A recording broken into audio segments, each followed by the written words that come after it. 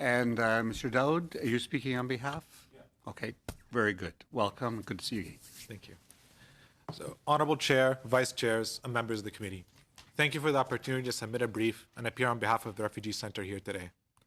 Over the past few years, our not-for-profit organization has been engaged with new and innovative ways to tackle integration in Canada. Before our launch in 2015, we studied the landscapes of services available to these populations and decided to contribute in our own way. Our center operates on three main principles: academic, social, and economic integration. Through our academic integration programs, we were able to admit over 150 refugees into post-secondary education institutions in our first year alone. We found that many refugees were missing a key prerequisite to achieve a higher level of education in Montreal, and that was IELTS and TOEFL prep. As soon as we offered these classes, we were able to achieve the aforementioned numbers. Aside from our academic solutions, we also decided to put our skills to develop and create technological solutions to better integration and immigration as a whole. Our two major technologies are Luna AI and our pre-arrival services portal.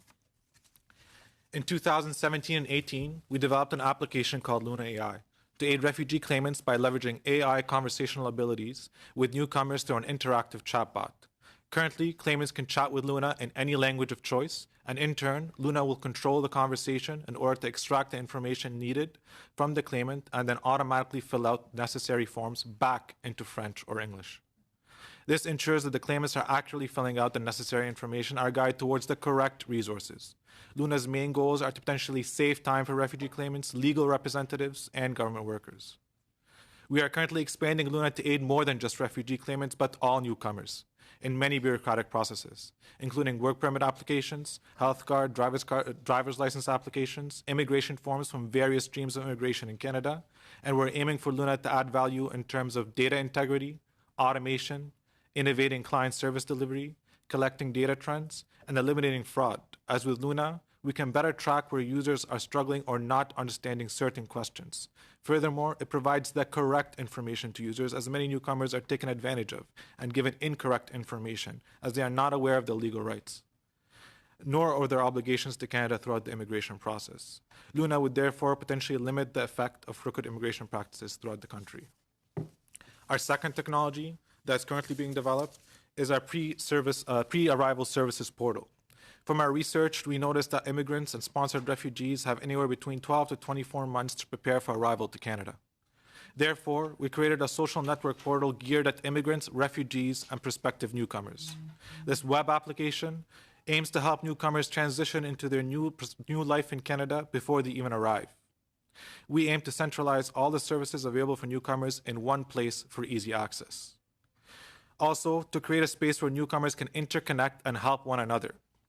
A user can create a profile, join communities that they're interested in, and they can also register for services that will be integrated directly into the web application.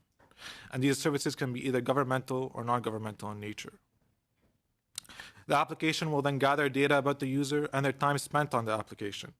This will include tracking questions they need the most help with and services they find the most helpful. The data will then be used to provide immigrants better choices and suggested services, thus creating a proven methodology for integration based on the data we've gathered. We hope to also locate services that are either being underutilized, overutilized, or no longer needed. Some key advantages or examples of the services will be the ability for them to understand what services will be available to them before they even land in Canada. Newcomers can prepare in advance for their housing situation, what schools are like, what their registration process is, the average costs associated with their city of choice. They'll have onboarding guidance as what to expect in terms of work, labor, and entrepreneurial standards, as well as financial literacy education, enabling them to know which banks better suit their financial situation and how our banking system works. In our experience dealing with newcomers, there are many services and tasks they could have done before entering Canada that would have prepared them better in terms of integration. Lastly, we would like to shed light on our tech education programs through our social innovation catalyst called DevBlock.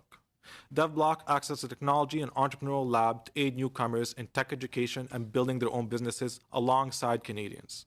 In order to prepare the incoming refugee and immigrant population in Canada for the booming tech economy, we started a programming school. This programming school educates refugees and Canadians on the most in-demand coding languages available in the industry today. Alongside with our partners in industry, we give these workshops throughout the week, and towards the end, the teams and the classes build their own programs to either expand their own startups or expand their profile in industry. Alongside DevBlock, we also host annual hackathons where we team up with different organizations to tackle social issues. This past year, we teamed up with Immigration, Refugee, and Citizenship Canada, where the RICC presented us with 3 challenges, and we're happy to say that we solved all 3 technological challenges in just 24 hours, proving what the impact of collaboration between grassroots organizations such as ours and government can really do. This brings us to our 3 recommendations. 1, for government to work more closely with grassroots organizations to improve client delivery services to newcomers, as these organizations deal with the concerns more directly. 2, take advantage of the technological advances today to better deliver these services and track their effectiveness on the incoming population. And 3, prepare newcomers for the upcoming economy. While the current trends are promising, it is a safer and stronger bet to tap into the entrepreneurial spirit of these newcomers. This can be done by investing in incubators and technology labs geared toward newcomers such as ours. Thank you very much, and I look forward to any questions, hopefully. Thank you very much. And I've just sort of used my chair's prerogative to